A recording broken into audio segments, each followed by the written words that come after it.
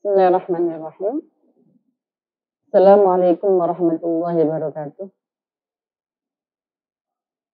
Bismillah, alhamdulillah, salatu wassalamu ala rasulillah, sayyidina Muhammadin wa mawala. Para pemirsa, para sahabat-sahabat sekalian, jaringan Kukli dimanapun berada, para santri dan juga kaum muslimin yang berbahagia. Alhamdulillah pada kali ini kita masuk pada episode yang keempat dari kitab Nasha'ihul Ibad karangan Syekh Nawawi Al-Bantani. Sebelum kita mulai, mari kita terlebih dahulu membaca tawassul surat Al-Fatihah. Ila hadratin Nabiul Mustafa Muhammadin sallallahu alaihi wasallam wa ala alihi wa sahbihi wa ahbabihi azati wa dhurriyyatihi وإلى جميع المؤمنين والمؤمنات والمسلمين والمسلمات الأحياء منهم والأموات موصل إلى مؤلف هذا الكتاب موصول مغفور مشايخهم موصل إلى مشايخ بدر العلوم وخصوصا إلى جميع العلماء نهضة العلماء وأصول مغفور مشايخهم وتلاميذهم وتلميذاتهم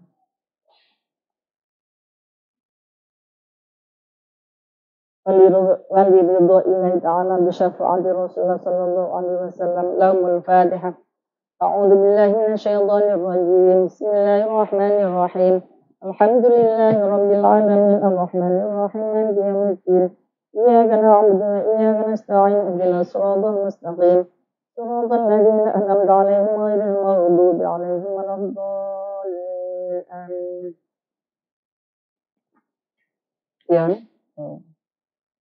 Itu lampunya agak kesini. Lampu agak kesini. Siap.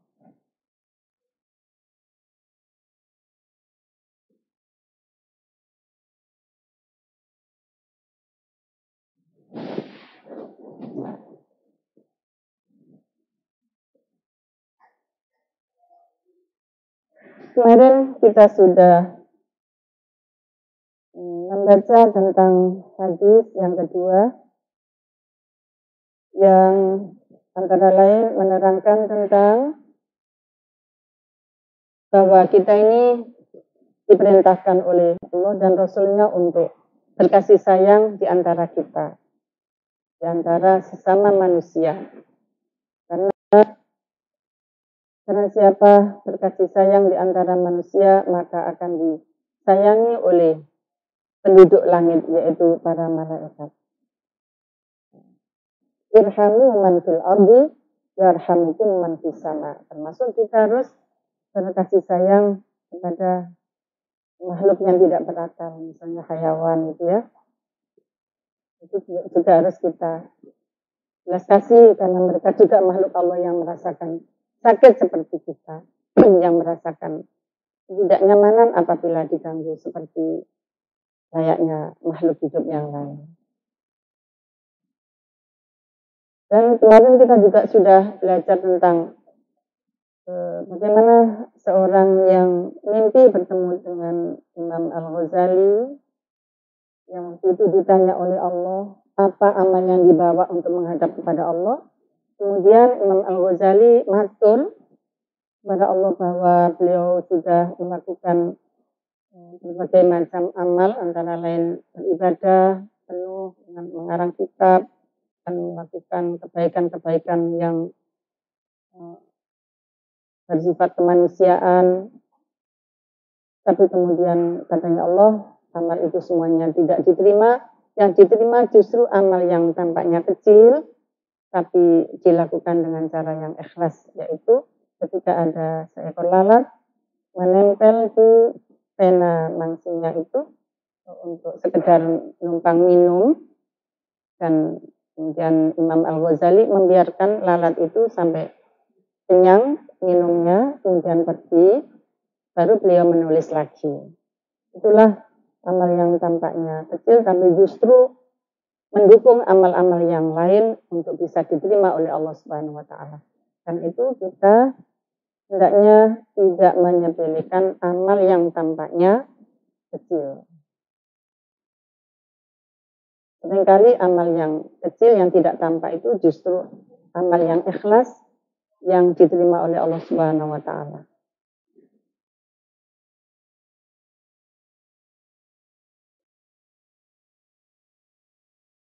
Boleh?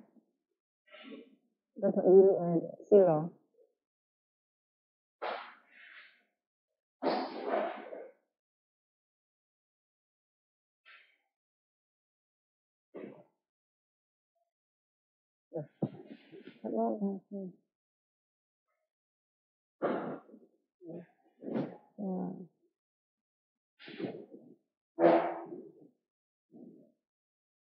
Tinggi lu. Oh. Iya, langsung.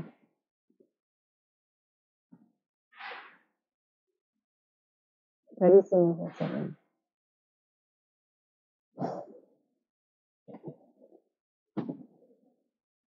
Terus kemarin kita juga sudah belajar diijazahi oleh Syekh Imam Nawawi doa-doa yang seyogianya kita baca.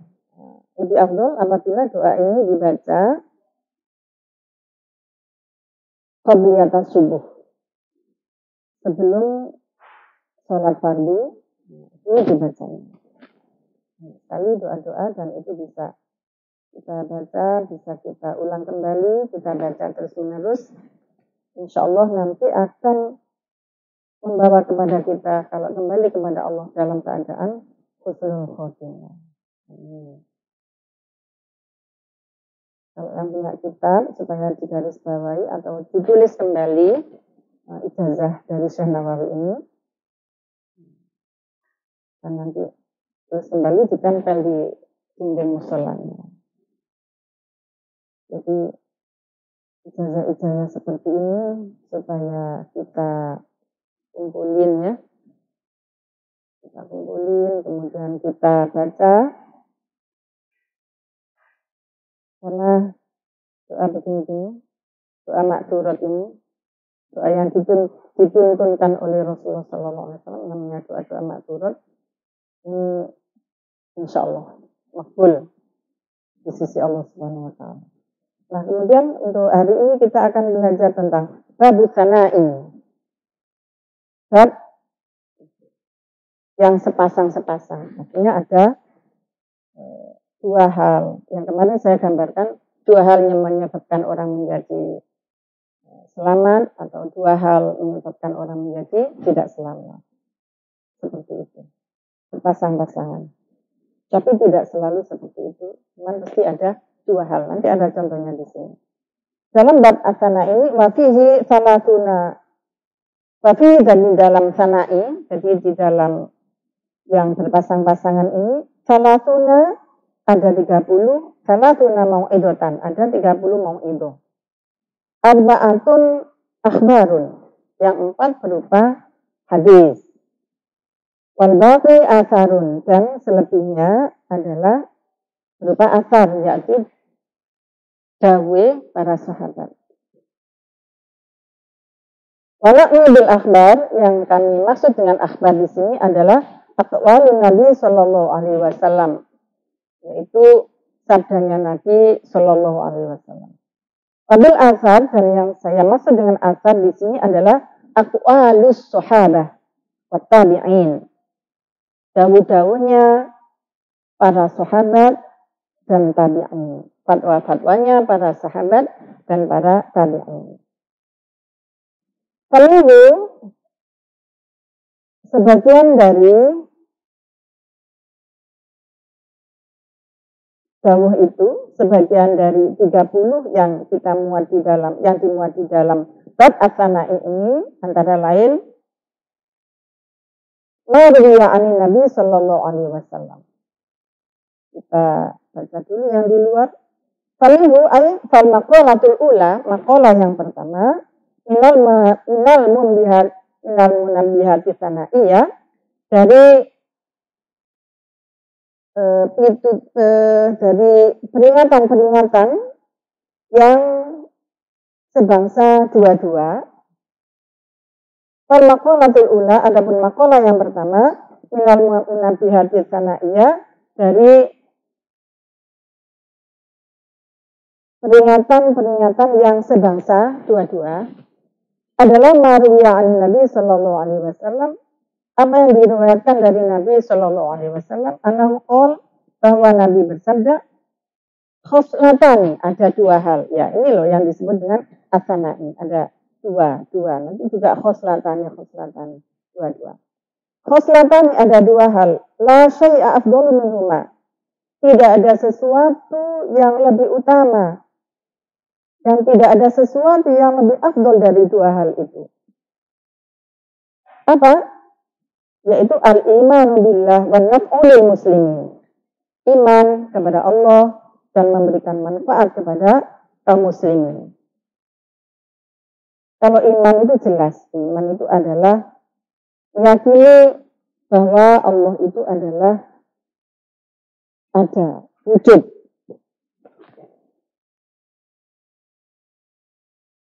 Allah itu adalah wujud.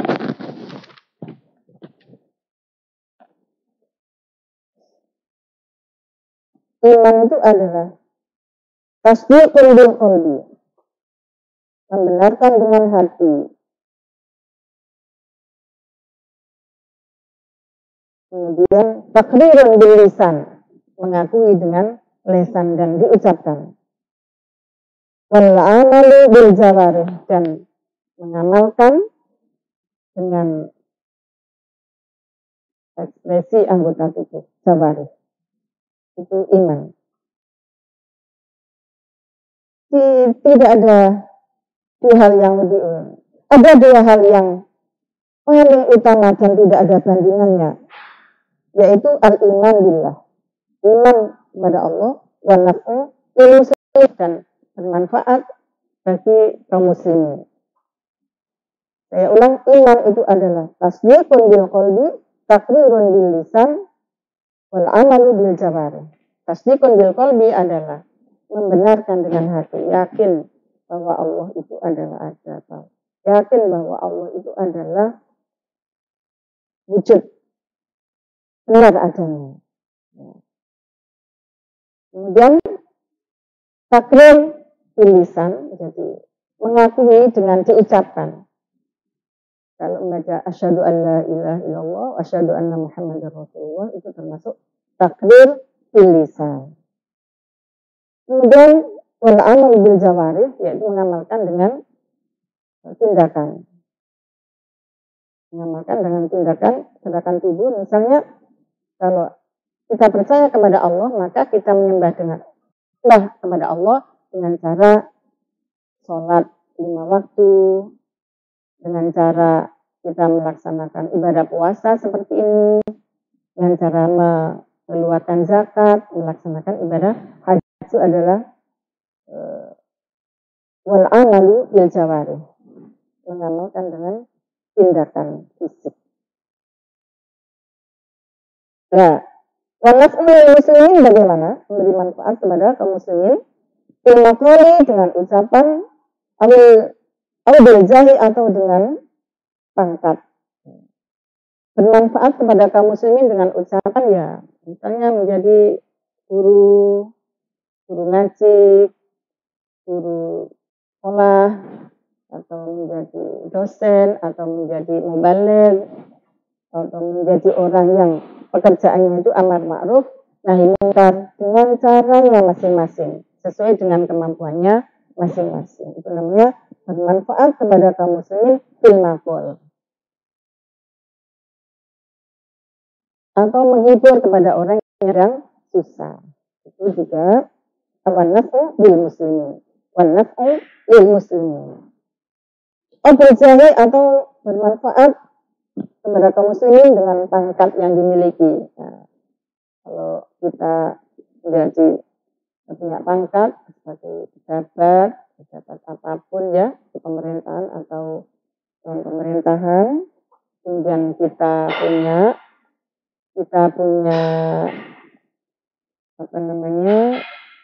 punya peluang atau punya punya kekuasaan dan punya kemampuan untuk membantu kaum muslimin dengan kekuasaan kita itu, maka itu termasuk wanaf'ul muslimin biljah, memberikan manfaat kepada kaum muslimin dengan pangkat yang dimiliki. Untuk membuat kebijakan-kebijakan yang bermanfaat bagi kaum muslimin itu beruntungnya menjadi pejabat. Beruntungnya menjadi pejabat dari orang-orang muslimin ini adalah kalau kita itu bisa membuat kebijakan yang menguntungkan kaum muslimin. Kalau di Jombang ini misalnya kebijakan yang menguntungkan pondok pesantren gitu. Bil mali atau dengan harta, kita memberikan manfaat kepada kaum muslimin dengan harta, membantu fuqara masakin, membantu orang-orang yang membutuhkan, membantu orang-orang yang membutuhkan bantuan finansial, memberikan beasiswa kepada yatama, kepada fuqara, itu termasuk bermanfaat kepada kaum muslimin. Bil badani atau bermanfaat dengan badan. Nah, kita punya kekuatan fisik untuk membantu orang, angkat-angkat atau membawakan bawaannya kaum muslimin atau teman kita muslim yang punya kekuatan yang berat, nah kita bantu. Itu termasuk wanaf'u lil muslimin. Ada hadis yang khairun nas anfa'uhum linnas. Sebaik-baiknya orang adalah yang bermanfaat bagi orang lain, terutama bagi kaum muslimin. Itulah khoslatan la syai'a afdalihima al-iman billah wa naf'u lil muslimin. Ada dua hal yang paling utama, yaitu al-iman billah wa naf'u lil muslimin. Qala Rasulullah sallallahu alaihi wasallam, Rasulullah sallallahu alaihi wasallam bersabda, "Man asbaha la yanwi adzulma ala ahadin ghufira lahu ma jana." Barang siapa berpagi-pagi bangun tidur tidak berniat untuk melakukan dolim, la yanwi adzulma, tidak berniat melakukan dolim pada hari itu, ala ahadin kepada seorang pun, bangun tidur sudah niat hari ini aku tidak akan berbuat dolim atau berbuat apa saja yang merugikan orang lain, sudah diniati. Ghufira lahu ma jana, dia akan diampuni dosanya oleh Allah apa saja yang dia lakukan pada hari itu.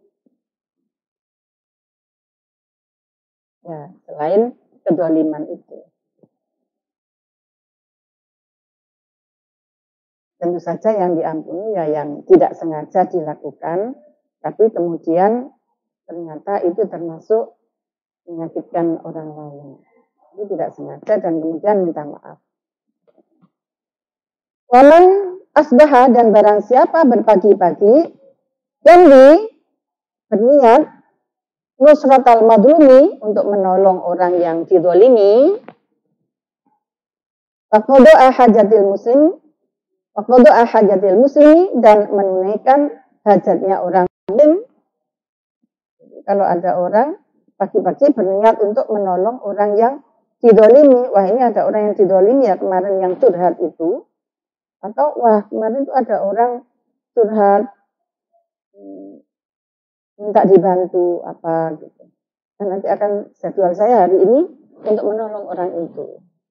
Bagaimana kalau orang itu niat seperti itu? Kanat lahu ka'ajri hajatil mabrur. Kanat lahu ka'ajri hajatil mabruratin. Baginya mendapatkan pahala seperti pahalanya haji mabrur. Itu baru niat ya, apalagi kalau dijalankan. Baru niat itu sudah diberi pahala oleh Allah seperti itu. Maqala alaihi salam, dan Nabi bersabda lagi, ahabul ibad ila Allah ta'ala anfa'un nas linnas. Paling dicintainya hamba oleh Allah, hamba yang paling dicintai oleh Allah adalah anfa'un nas linnas. Orang yang bisa memberikan manfaat kepada orang lain. Orang yang paling bermanfaat kepada orang lain. Nah, bermanfaat bagaimana? Ya, mungkin dengan cara membantu, memberi nasihat, memberikan jalan keluar bagi orang yang lagi galau, ya. Ya, apa saja yang bermanfaat, yang dibutuhkan oleh orang lain. Baik itu diminta atau tidak diminta. Wafdalul a'mal idkhalus surur. Dan paling utamanya amal itu adalah idkhalus surur. Idkhalus surur itu adalah membahagiakan orang lain. Idkhalus surur membahagiakan ala qalbil mu'min, di hatinya orang mukmin. Membahagiakan orang mukmin. Ya, dengan cara kita. Dengan bagaimana kita membahagiakan mereka? Ya, mungkin kita tahu orang ini lebih senang kalau kita temani. Kalau orang tua itu lebih senang ditemani gitu. Biasanya orang tua sudah sepuh, anak-anaknya kemana-mana, sudah jadi orang sukses di mana-mana, tapi justru orang tuanya itu sendirian di rumah. Ini kita idkhalus surur kepada orang tua. Idkhalus surur ala qalbil mu'min. Sekalipun bukan orang tua, kita menyenangkan kepada mereka.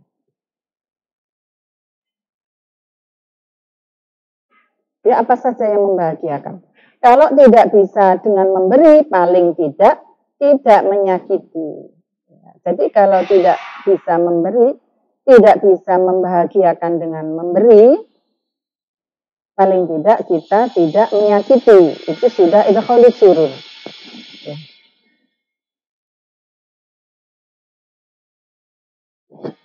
Nah, ini suaranya Pak Tukang.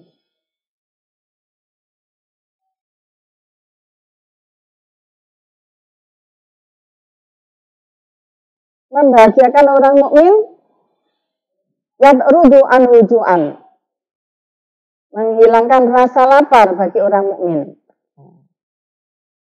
Itu juga idkhalus surur, memberikan buka puasa, terutama pada para santri ini yang sanggunya pas-pasan, ya. Itu juga sudah termasuk membahagiakan. Atau siapapun yang membutuhkan. Au yakshifu anhu karban, atau menghilangkan kesusahan orang lain. Au yaqdi lahu dainan, atau menunaikan hutang orang lain. Ada orang lain punya hutang banyak, kemudian kita bantu. Ini termasuk idkhalus surur. Nah, ada lagi khoslatani. Wa khoslatani, ini pasangannya. Tadi ada khoslatani, ini ada khoslatani. Ini pasangan. Itu namanya masna. Masna. Wa khoslatani, dan ada dua hal. La syai'a akhbathu. Tidak ada sesuatu yang lebih jelek. Ai anjasu. Yang maknanya akhbatu sama dengan anjasu.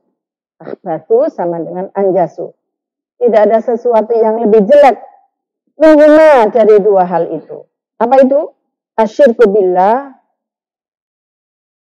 wa dzurru bil muslimin. Syirik kepada Allah dan melakukan hal yang membahayakan kepada orang muslim. Syirik kepada Allah. Syirik kepada Allah itu ya menyekutukan Allah. Punya keyakinan bahwa ada Tuhan selain Allah.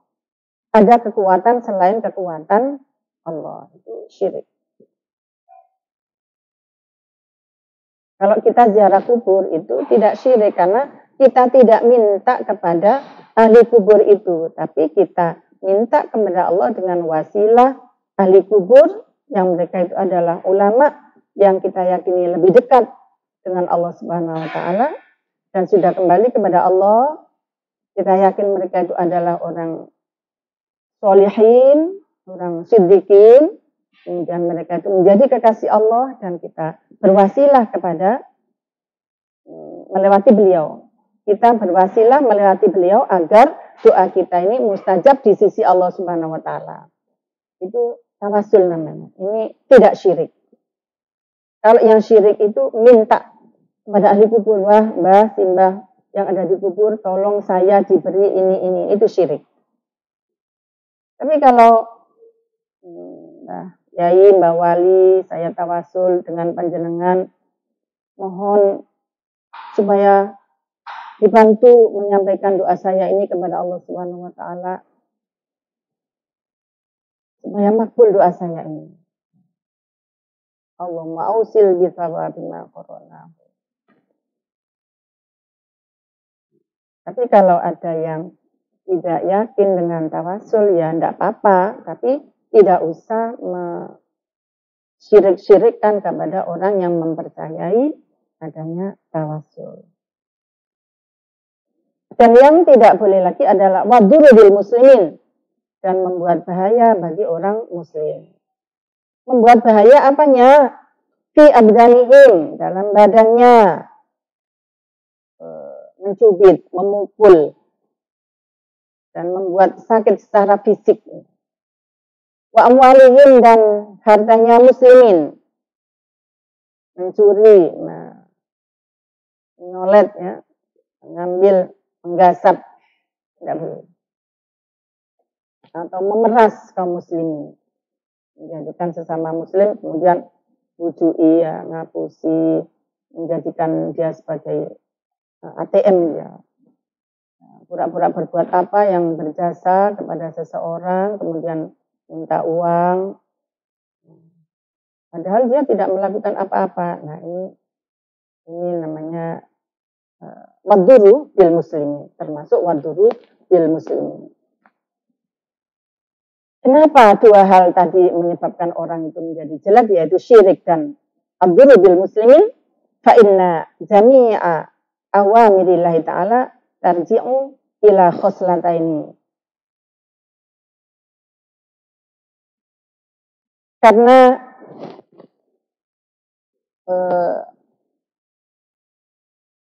segala perintah Allah itu kembali kepada dua hal. Segala yang ada kaitannya dengan Allah itu berkembali kepada dua hal, yaitu at-ta'zimu lillahi ta'ala, mengagungkan Allah Ta'ala, wasyafaqatu li khalqihi, dan berbelas kasih kepada makhluknya Allah. Nah, di dalam kitab ini kita diajarkan antara bagaimana kita harus berbuat baik atau menjalin hubungan yang baik, baik secara vertikal kepada Allah maupun secara horizontal kepada sesama manusia. Antara ketuhanan dan kemanusiaan. Jadi harus imbang antara menjalin hubungan baik dalam arti vertikal kepada Allah dan menjalin hubungan baik secara horizontal.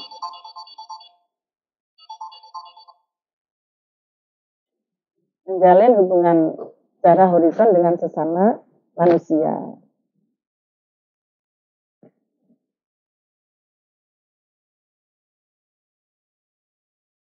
Gitu ya. Qaulih ta'ala, sebagaimana firman Allah Ta'ala, aqimus shalah wa atuz zakat. Tegakkanlah sholat dan tunaikanlah zakat. Nah, sholat ini kaitannya hubungannya dengan Sang Khalik Allah Subhanahu wa taala, dan zakat ini kaitannya dengan makhluknya Allah, sesama manusia. Horizon. Wa qawli ta'ala, maka qawlihi ta'ala, ushkurli wali walidaika. Hendaklah engkau bersyukur kepadaku Allah dan kepada kedua orang tuamu. Kita berterima kasih berhukum wajib baik kepada Allah maupun kepada kedua orang tua. Karena orang tua ini yang melahirkan kita. Anishkurli wali walidaika ilayyal masir. Betapa Allah itu menjejerkan, menyandingkan antara Allah dengan kedua orang tua. Ruwiya an Uwais al-Qarni. Diceritakan dari Uwais al-Qarni. Nah, ini ada, mungkin kita pernah dengar atau membaca cerita kisah tentang Uwais al-Qarni. Uwais al-Qarni ini berasal dari Yaman. Dia termasuk orang yang soleh dan fikir. Dia sangat berbakti kepada kedua orang tuanya. Pernah dia dimintai oleh orang tuanya yang lumpuh itu, ibunya yang lumpuh dan bapaknya sudah meninggal sudah lama, ibunya masih hidup tapi dalam keadaan lumpuh. Nah, kemudian ibunya itu minta kepada Uwais, bisakah engkau membawaku untuk berhaji dan bertemu Rasulullah Sallallahu Alaihi Wasallam? Dimintai haji dan untuk bisa ketemu Rasulullah ini, Uwais ini berusaha untuk bisa gendong ibunya dari Yaman ke Mekah dan Madinah. Waktu itu Rasulullah sudah hijrah ke Madinah. Kemudian untuk latihan gendong ibunya itu Uwais ini beli pedet, ya, sapi kecil gitu. Sapi kecil ini tiap hari digendong dari tempat satu ke tempat yang lain. Dia membuat sebuah tempat untuk naruh itu kandang, untuk mengandangkan sapi kecil itu. Setiap hari dia berjalan ke sana kemari dengan gendong pedet itu atau sapi kecil itu. Kemudian orang di kampungnya pada pada menghina. Uwais gila, Uwais al-Qarni gila. Enggak taunya apa. Dia gendong pedet ke sana kemari itu adalah latihan gendong ibunya. Nanti kalau pergi ke Mekah karena ibunya lumpuh. Nah, kemudian dari waktu ke waktu sapi itu pun, sapi kecil itu kemudian menjadi besar, semakin berat. Setelah dia yakin bahwa dia akan bisa gendong, akan kuat gendong ibunya ke Mekah Madinah, dia kemudian mengajak ibunya untuk pergi ke Mekah dengan digendong. Tidak tahu berapa mil jauhnya pada saat itu. Kemudian sampailah Uwais ini haji tawaf sa'i, ya, tawaf sa'i. Kemudian sampai pulang kembali itu ibunya digendong terus. Sa'i dari Safa Marwah, tawaf juga digendong terus ibunya. Sampai kemudian oleh Rasulullah, Uwais ini dijuluki sebagai manusia langit. Sayang dia tidak sempat ketemu dengan Rasulullah karena ketika beliau sowan sendirian tanpa ibunya, dia sowan ke Rasulullah. Pada waktu itu Rasulullah sedang ada pertempuran Uhud waktu itu. Kemudian ternyata yang di dalam cuma Sayyidah Aisyah. Kita didhawuhi, oh Rasulullah sedang berperang di Uhud. Kemudian nggak mungkin menunggu Rasulullah karena ibunya sudah pesan sejak dari rumah kalau sudah sampai dalamnya Nabi supaya segera pulang karena ibunya dalam keadaan lumpuh dan tidak ada yang melayani. Ingat dawuhnya itu, kemudian Uwais tidak menunggu keraguan Rasulullah, langsung setelah dari dalamnya Rasulullah, kemudian dia pulang. Ya tidak kecewa, ya tidak apa-apa. Tapi kemudian dia disabda oleh Rasulullah sebagai manusia langit. Barangkali ini adalah karena taatnya kepada orang tuanya. Birrul walidain, anishkurli wali walidain. Nah, itu ceritanya. Uwais al-Qarni meriwayatkan anahu qol marartu fi ba'di siyahati. Marartu fi ba'di siyahati birahib. Pernah dalam sebuah perjalanan saya ketemu seorang pendeta. Wa qultu ya rahib. Wahai pendeta, ma awalu darajatin yarqahal murid. menurut ajaran kamu, itu apa yang menyebabkan orang itu naik derajat. Seorang murid, seorang yang sedang menempuh perjalanan di jalan Tuhan, di jalan Allah, itu apa yang menyebabkan dia bisa naik pangkat. Oleh maka Rohib menjawab, Raddul Mazalim, yaitu menolak kedoliman. Kemarin kita sudah bicara tentang kedoliman.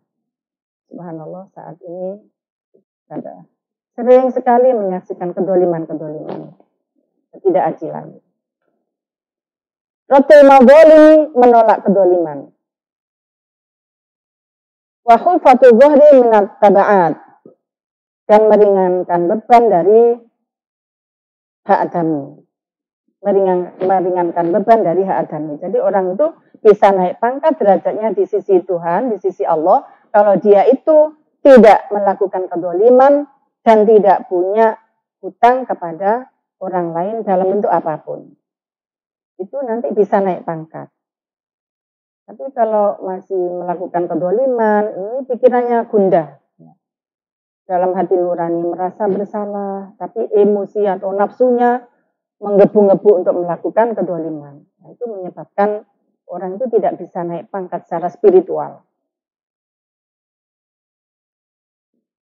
Dan wa khufatu dhuhri minat taba'at, dan meringankan beban dari hak adami, yaitu supaya kita tidak punya hutang kepada siapapun. Tapi orang sekarang kayaknya lebih hobi berhutang. Beli sepeda motor, hutang, kredit. Beli mobil, kredit. Beli rumah, kredit. Nah, menurut Rohib ini, orang yang punya kredit-kredit ini tidak bisa naik pangkat secara spiritual. Karena galau dengan hutang-hutangnya itu. Motor itu, yang kredit itu kalau dinaikin sampai bunyinya dit seperti itu. Nah,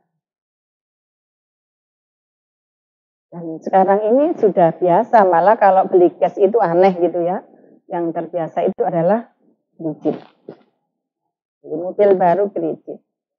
Beli mobil second juga kredit. Pakai apa itu namanya? Kredit begitu.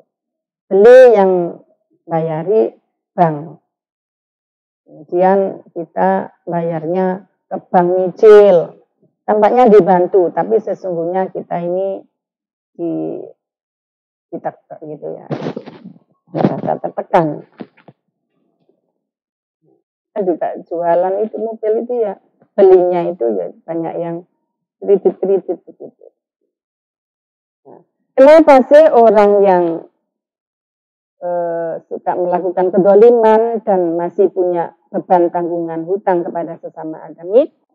Fa innahu la yas'adu lil 'abdi amalun wa alaihi taba'atun. Fa innahu la yas'adu lil 'abdi amalun wa alaihi taba'atun aw madlamatun. Karena amal seorang hamba sebanyak apapun, setinggi apapun amalnya, amalnya itu tidak bisa naik di sisi Allah Subhanahu wa taala selama dia itu masih punya hutang atau masih melakukan kedoliman. Insyaallah. Mudah-mudahan kita diberi kekuatan oleh Allah untuk tidak berhutang dan tidak berbuat dolim. Kalau utang jasa bagaimana? Nah, kalau utang jasa ya kita biasanya sudah terima kasih kepada teman-temannya ya, kepada saudaranya. Kita mengucapkan terima kasih jazakumullah ahsanal jaza. Kalau utang jasa itu seperti itu. Tapi yang berat itu adalah hutang materi, hutang uang, apalagi hutang ke bank ini, subhanallah beratnya. Sehingga orang itu secara spiritual tidak bisa naik pangkat. Menurut Rohib itu. Rohib itu adalah pendeta. Sekarang itu namanya pendeta. Pendetanya orang Kristen atau orang Yahudi. Namanya Rohib. Termasuk kita masih dalam bab Atsaniyah. al-masna. Jadi dua-dua. Wal maqalah tsaniyah, dan maqalah yang kedua dari bab masna, qala Nabi alaihissalam, Nabi sallallahu alaihi wasallam bersabda, "Alaikum bimujalasatil ulama wastima'i kalamil hukama." Hendaklah kalian rajin-rajin berdekatan dengan ulama, mendatangi majelisnya para ulama. Tentu saja al-ulama al-amilin, ulama yang beramal, yang mengamalkan ilmunya. Apakah ada ulama yang tidak mengamalkan ilmunya? Ya banyak sekali, sadabrek. Kata orang Jawa itu sadabrek. Banyak sekali orang pintar yang tidak mengamalkan ilmunya. Justru untuk minteri orang lain, untuk ngapusi. Na'udzubillah. Yang dimaksud mujalasatil ulama di sini adalah ulama ul-amilin, ditegaskan oleh Syekh Nawawi, ulama ul-amilin. Hendaklah kalian semua rajin-rajin bermujalasah, mendatangi majelis taklimnya para ulama ul-amilin. Jangan malas-malas mendatangi pengajian. Wasima'i kalamil hukama, dan mendengarkan dawuhnya para ahli hikmah. Para ahli hikmah itu siapa? Ya, para ahli hikmah itu orang yang ini ada tafsirannya, ai al-alimina bidzatillahi ta'ala. Orang yang mengenal dengan betul tentang zatnya Allah. Itu al-alimin bidzatillah. Kalau yang tadi ulama ul-amilin. Ulama itu biasanya kaitannya dengan ilmu-ilmu yang bersifat syariat, ya.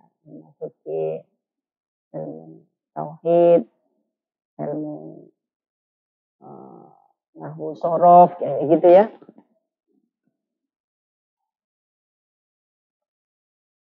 Siapa al-hukama? Al-alimina bizatillahi ta'ala. Orang yang alim tentang zatnya Allah. Faham betul siapa Allah, bagaimana Allah. Apa saja ajarannya Allah. Dan bagaimana cara mendekatkan diri kepada Allah. Itu termasuk al-hukama. Al-musibina fi aqwali maf'alihim. Yang mana ucapan dan perilakunya itu selalu benar. Selalu benar. Apa yang diucapkan sesuai dengan apa yang dilakukan. Apa yang dilakukan sesuai dengan apa yang diucapkan. Itu al-hukama.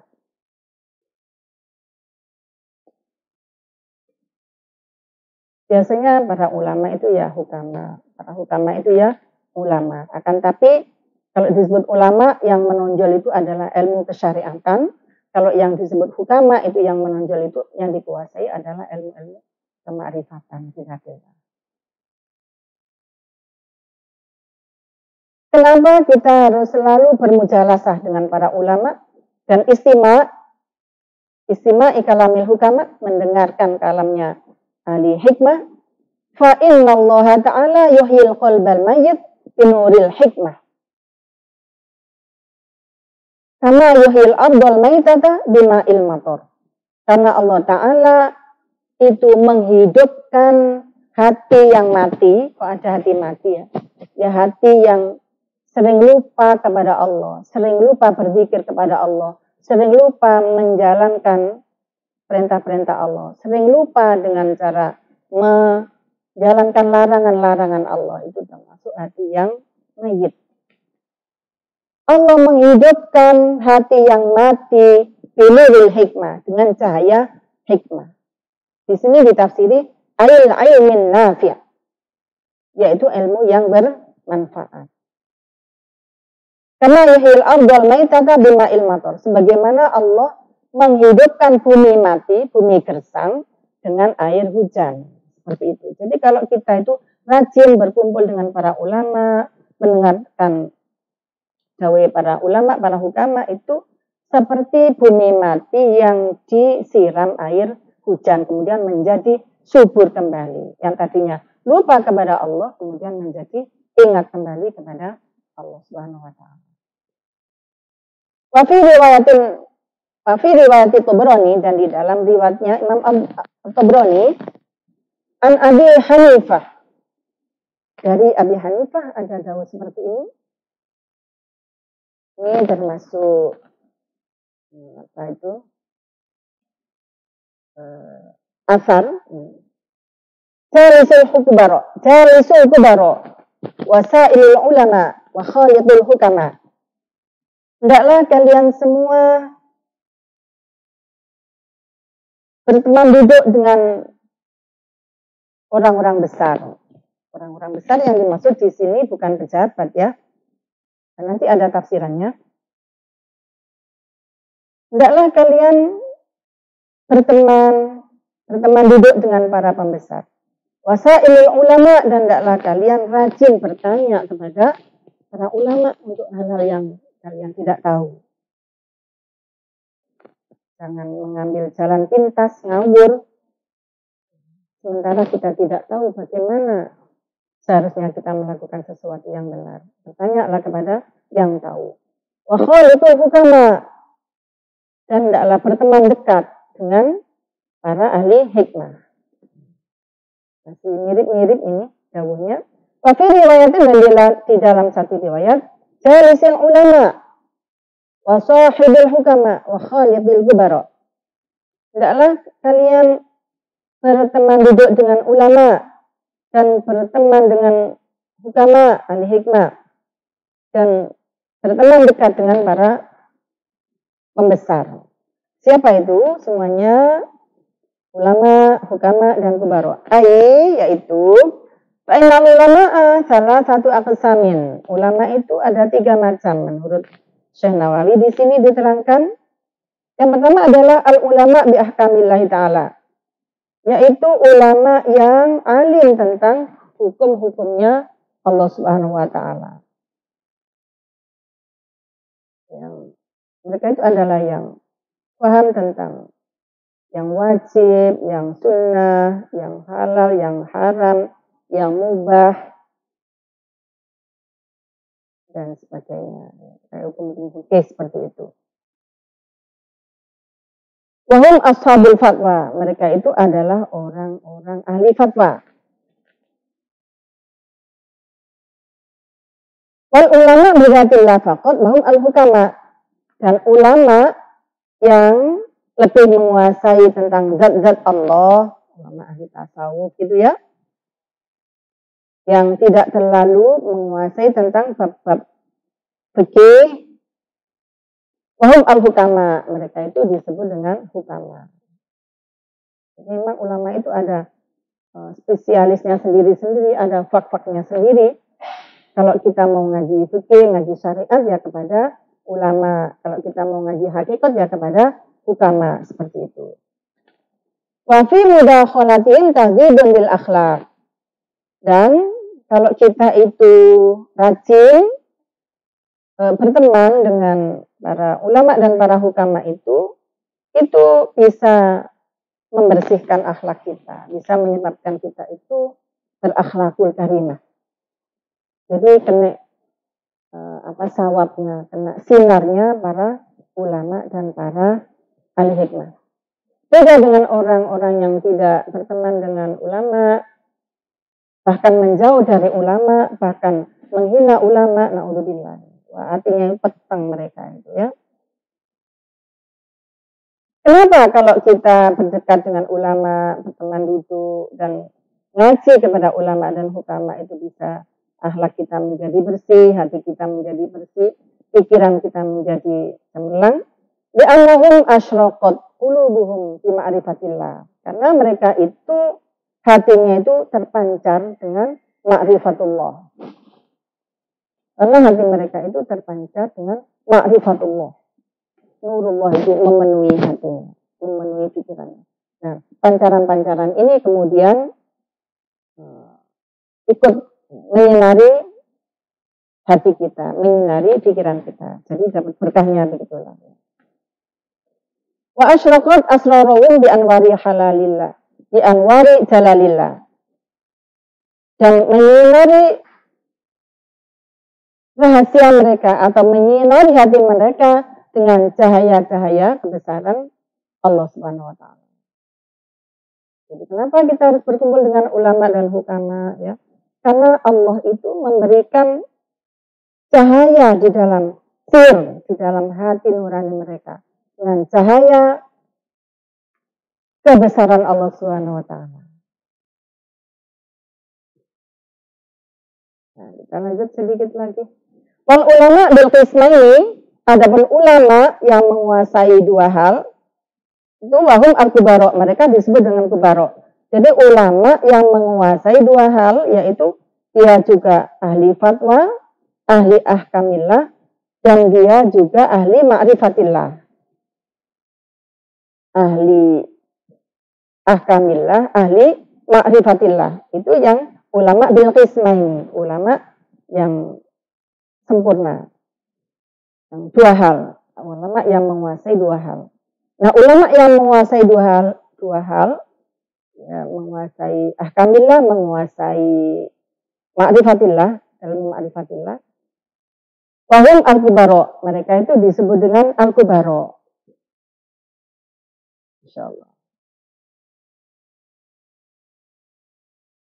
Ya, kalau di kita mungkin ya Al-Ghazali termasuk Al-Kubaro ya, Imam Al-Ghazali termasuk Al-Kubaro karena beliau di samping ahli hikmah juga ahli syariat, ahli ahkamillah.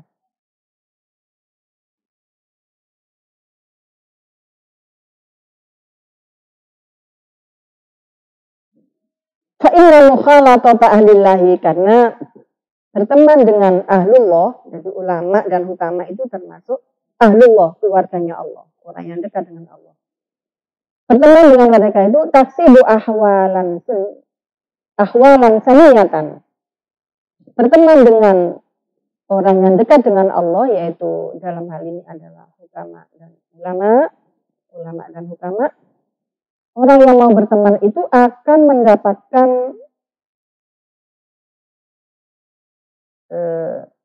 beberapa peluhuran, akan mendapatkan manfaat-manfaat yang luhur. Gitu ya. Orang yang tidak pernah berguru itu wajahnya itu cemberut.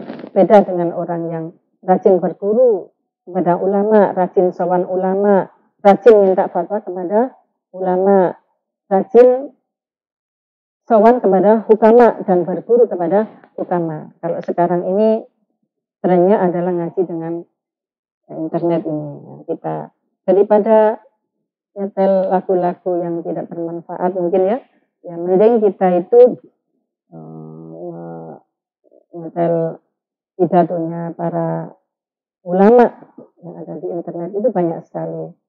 Dan nggak apa-apa kita ngaji dengan mereka dengan menggunakan fasilitas teknologi.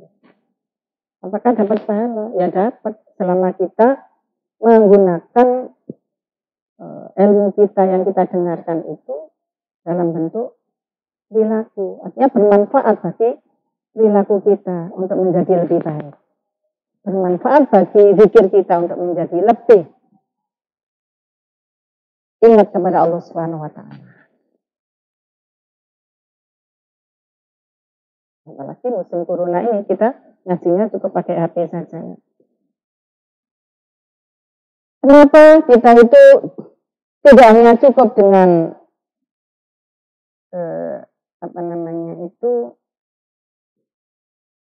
tidak hanya cukup dengan mendengar apa katanya ulama, tapi kita itu disarankan di sini untuk dekat, bermukhalathah, bermujalasah dengan ulama.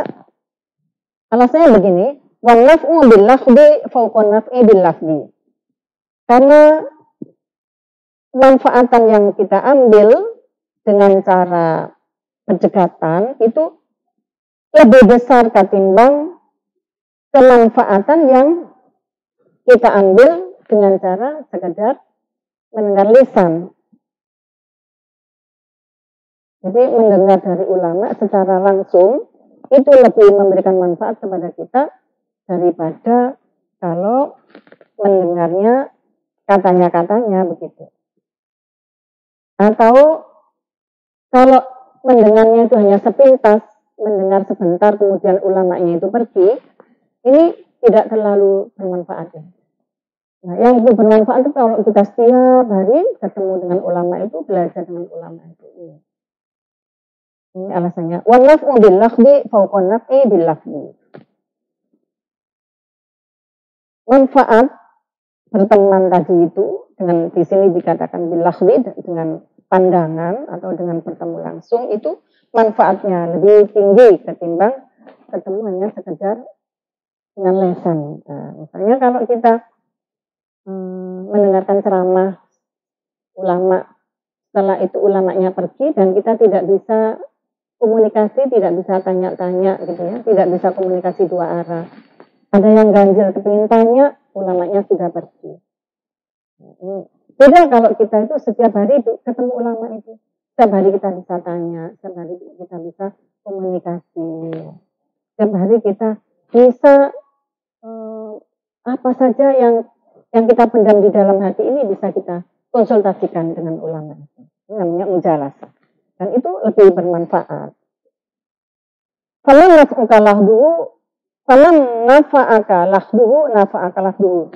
Barang siapa yang pandangannya itu memberi manfaat kepadamu, pasti ucapannya juga memberi manfaat kepadamu. Walima fala. Barang siapa yang kalau kita bersama mereka bermajelis taklim bersama para ulama itu hanya melihat saja, hanya melihat ulama itu saja, belum ngaji, hanya melihat, itu sudah bermanfaat. Kalau kita melihat kiai itu, ulama itu kok rasanya adem hati saya, itu baru melihat orangnya, belum lagi melihat, mendengarkan ilmunya. Nanti kalau beliau mengeluarkan mutiara-mutiara yang keluar dari lesannya. Kalau orang menurut kita itu pandangan mereka itu kita pandang itu sudah membuat hati kita ini ayem, itu mesti dawuhnya itu akan bermanfaat kepada kita. Tapi barang siapa yang pandangannya itu tidak menyenangkan bagi kita, maka ucapannya pun tidak menyenangkan bagi kita. Seperti itu. Jadi penting kita itu bermujalasah dengan para ulama. Jangan menjauh dari ulama. Sowanlah kepada para ulama. Syukur bisa sodakoh kepada para ulama. Terutama yang membutuhkan.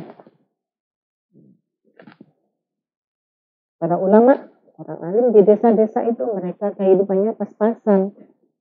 Kita mungkin beliau-beliau itu adalah guru ngaji kita waktu kecil. Nah itu kita sowan dan salim pada beliau itu. Insya Allah akan menambah manfaat ilmu kita. Di sini dulu ngaji kita, ngaji bersama kita pada hari ini. Mudah-mudahan bermanfaat. Mari kita tutup dengan bacaan Al-Fatihah. Bismillahirrahmanirrahim. Alhamdulillahirabbil alamin arrahmanirrahim maliki yaumiddin. Iyyaka na'budu wa iyyaka nasta'in ihdinas siratal mustaqim. Shiratal ladzina an'amta 'alaihim ghairil maghdubi 'alaihim waladdallin. Sampai ketemu lagi besok pagi. Kadang-kadang waktunya agak sedikit molor, mohon maaf. Wallahul muwaffiq ila aqwamit thoriq. Assalamualaikum warahmatullahi wabarakatuh.